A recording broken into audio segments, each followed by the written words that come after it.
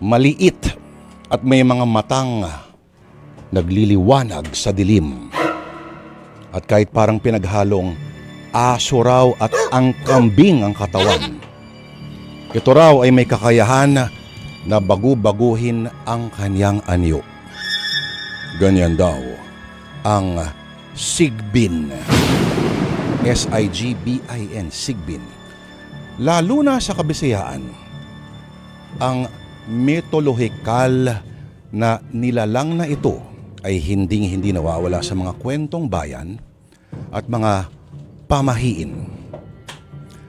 Gaya ng kanyang itsura na pabago-bago, kung ano ang kayang gawin ng Sigbin ay nag-iiba-iba rin.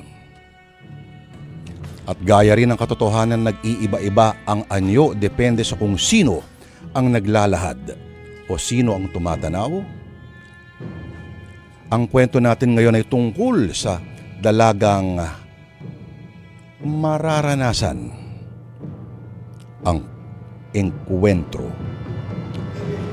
sa Sigbin na ito. Ang dalagang makikilala natin,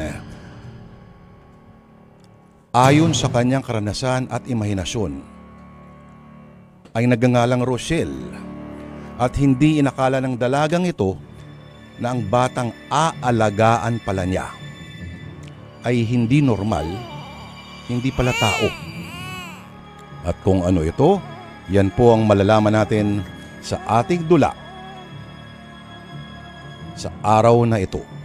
At kahit umiihip na ang Kapaskuhan at wala pa rin nakukulong, langyang yan, kami sa Sana Lord ay wala pa ring pakialam dahil Lunes pa rin tayo ng kababalaghan at kakatakutan.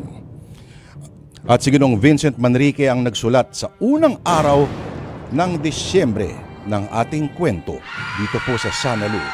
Ito na po ang Alaga Kong Anino.